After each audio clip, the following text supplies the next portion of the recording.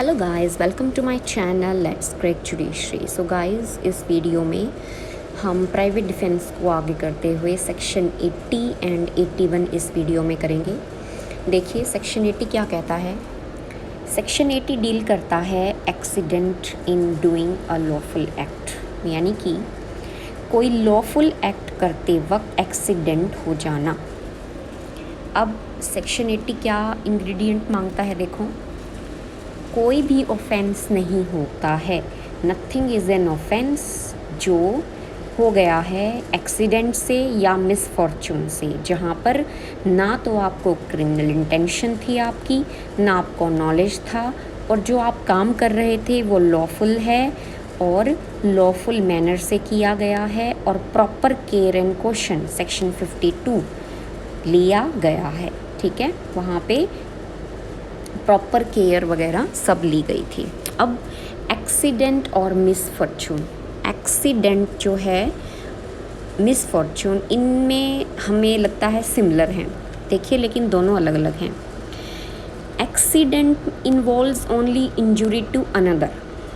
ठीक है, एक्सीडेंट में क्या होता है, इंजुरी हो जाती है दूसरे को, लेकिन मिसफॉर्चून में क्या होता है, causes injury as much to the person as to another unconnected with the act. यानी कि एक्सीडेंट में तो मान लो आपको जो पर्सन है उसे चोट लग गई है, कुछ भी हो गया है, ठीक है। दूसरी चीज़, मिसफॉर्चून में उस पर्सन को तो हुआ ही हुआ है, साथ में कुछ और भी लपेटे में आ गया, उसे बोलते हैं मिसफॉर्चून। इजी लैंग्वेज में आपको बता रही हूँ, इसीलिए एक्सीडेंट और मिसफॉर्चून, अब ये दोनों डिफरेंस है, तभी तो दोनों ही वर्ड्स लिखे गए हैं, इसीलिए एक्सीडेंट और मिसफॉर्चून से जो है आपका ऑफेंस नहीं होगा, दोनों चीज़ों से। उसके बाद बात करता है एब्सेंस ऑफ क्रिमिनल इंटेंशन और नॉलेज, दोनों, यानी कि वहाँ पर ये इस्टेब्लिश करना पड़ेगा कि एक्ट जब हुआ ना तो कोई क्रिमिनल इंटेंशन थी ना नॉलेज था, क्योंकि एक्सीडेंट होते हैं वहाँ तो हमें नॉलेज होता ही नहीं है ना, अनसर्टेन हैपनिंग ऑफ इवेंट हो जाता है, तो ना तो क्रिमिनल इंटेंशन होगा और ना ही नॉलेज होना, ये दोनों आपको प्रूव करने पड़ेंगे, ये दोनों चीज़ें नहीं थी। इट मस्ट बी विदाउट, यानी कि मेंसरिया या फिर गिल्टी माइंड। लॉफुल मैनर होना चाहिए, लॉफुल एक्ट होना चाहिए, बाय लॉफुल मीन्स, तीनों चीज़ें आ गई तो ये इसके इंग्रेडिएंट हो जाएंगे।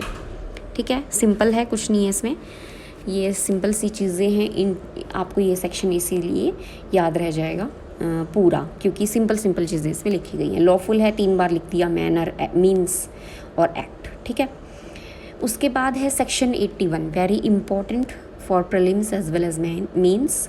तो सेक्शन 81 कहता है act likely to cause harm but done without criminal intent and to prevent other harm. अब देखो क्या कह रहा है, वहाँ पे 80 में क्या किया था, नॉलेज, यहाँ पे क्या कह रहा है कि एक्ट ऐसा है कि बिना किसी क्रिमिनल इंटेंशन के किया गया है और दूसरे हार्म को प्रिवेंट करने के लिए किया गया है, यानी कि हार्म तो हुआ है लेकिन हो सकता है कोई और हार्म होता उसे बचाने के लिए। Nothing is an offence merely by reason of its being done with the knowledge.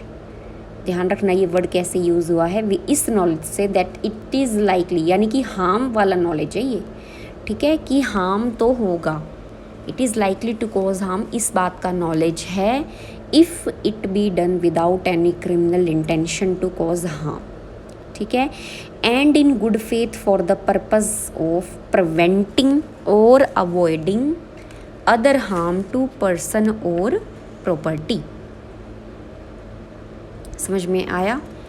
अब देखो सेक्शन 80 और 81 में अगर आप डिफरेंस देखेंगे तो क्या है, सेक्शन 80 बात करता है क्रिमिनल इंटेंशन भी एब्सेंट है, क्रिमिनल नॉलेज भी। सेक्शन 81 केवल बात करता है क्रिमिनल इंटेंशन का एब्सेंस होना।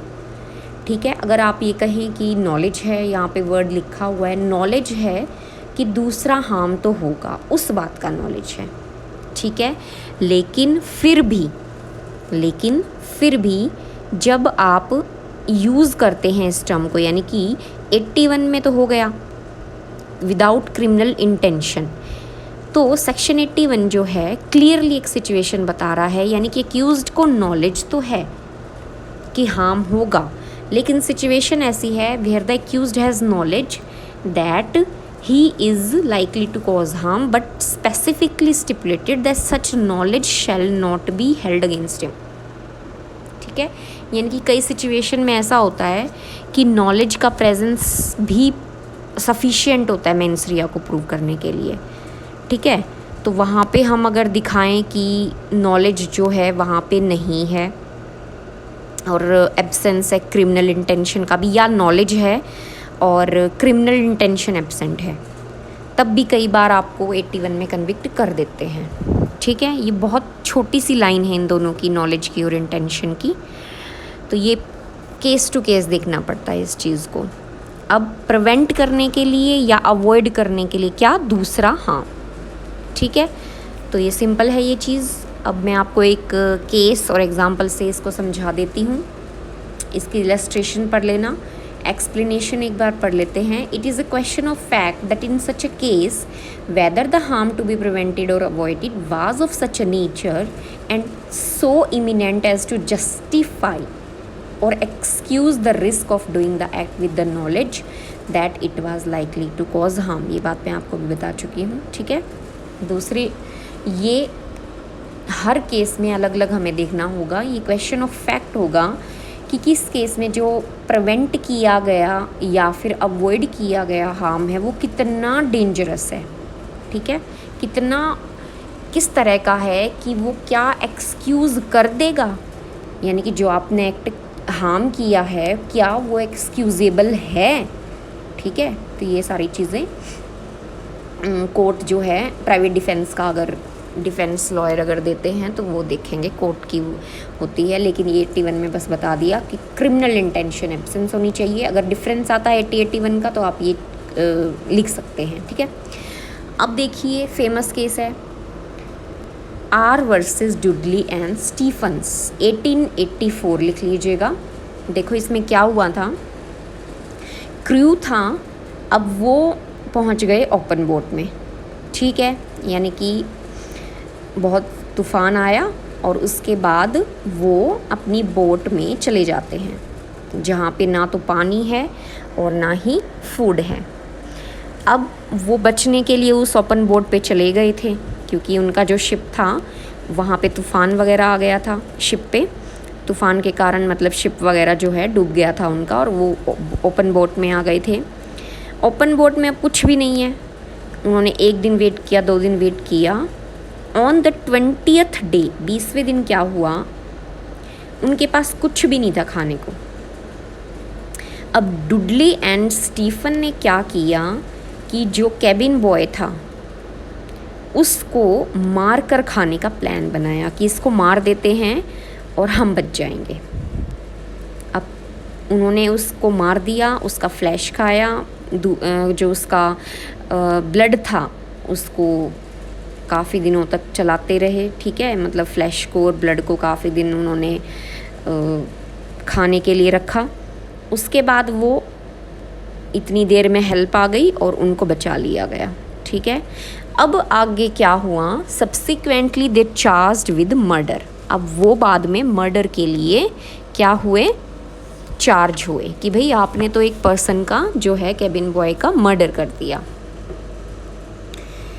तो अब उन्होंने प्ली क्या ली, उन्होंने प्ली ली कि भाई हमने तो यही सेक्शन 81 कि अपने आप को बचाने के लिए, ठीक है, टू प्रिवेंट अस टू कि हम सरवाइव कर लें, तो हमने क्या किया, इस हार्म को बचाने के लिए जो ये था उनकी लाइफ का सवाल था, दूसरे हार्म को किया। ठीक है, तब कोर्ट ने फिर उनकी जो प्ली थी उसको रिजेक्ट करते हुए कहा, कुछ प्रिंसिपल शेयर किए कि self preservation is not an absolute necessity, यानी कि आपने खुद को तो बचा लिया लेकिन दूसरे की ज़िंदगी भी इक्विवेलेंट थी आपकी ज़िंदगी के, तो वो कम वाला हार्म आपने जो बचाया है दूसरे वाला वो कैसे हो गया। ठीक है, आप मर जाते, वो आपका खा लेता, है ना। तो आप सेल्फ प्रिजर्वेशन है, खुद को बचाने वाली एब्सोल्यूट नेसेसिटी नहीं होती है। No person has a right to take another's life to preserve his own. खुद को बचाने के लिए वही आप दूसरे की लाइफ नहीं ले सकते हैं। And there is no necessity that justified homicide. Homicide यानी कि मर्डर, डेथ, उसकी जो डेथ किसी की आप करते हैं, मर्डर कर देते हैं, तो वो कोई नेसेसिटी में नहीं आ सकता। देयर इज़ नो नेसेसिटी, कोई भी नेसेसिटी नहीं है जो किसी की होमिसाइड को जस्टिफाई कर सके। ठीक है, तो ये 3 प्रिंसिपल, जब भी आप मान लो सेक्शन 81 से रिलेटेड कोई भी क्वेश्चन आता है, केस का नाम लिख के आपको ये तीनों पॉइंट लिखने हैं। इसकी जो समरी मैंने अभी आपको पहले बताई थी वो लिखने की कोई ज़रूरत नहीं है, केवल आपको ये 3 पॉइंट ज़रूर याद होने चाहिए इस केस के अंदर। ठीक है, साइटेशन भी इतनी ज़रूरी नहीं है, बस ऐसे ही अगर याद आ जाती है और आप श्योर हो तो लिखें, नहीं तो in R versus Dudley and Stephen ऐसे केस आप लिख सकते हैं। इसमें यूनाइटेड स्टेट वर्सेस हॉर्न्स का भी केस है, वो भी इस तरह का ही केस था कि the accused was a member of the crew of a boat, और फियरिंग कि भाई वो बोट जो है सिंक हो जाएगी, तो वो 16 मेल पैसेंजर ओवर बोट जो होते हैं उनको निकाल देते हैं। तो इस तरह से तो ये दोनों केस जो हैं, यूनाइटेड स्टेट वर्सेस होम्स और are versus Dudley and Stephen 1884, ये वाला केस ज़्यादा इम्पॉर्टेंट है क्योंकि ये पूछ भी लेते हैं कि क्या प्रिंसिपल इस, सपोज आ गया कि क्या प्रिंसिपल इस केस में थे, तो आपको ये तीनों पॉइंट लिखने हैं। ठीक है, तो इसी के साथ हमारा 80 और 81 कंप्लीट हो जाता है। वेरी इंपॉर्टेंट, 81 काफ़ी इंपॉर्टेंट है, ध्यान रखना। तो अगर आपको ये दोनों सेक्शन समझ में आ गए हों तो वीडियो को लाइक और चैनल को सब्सक्राइब कीजिएगा। Thank you.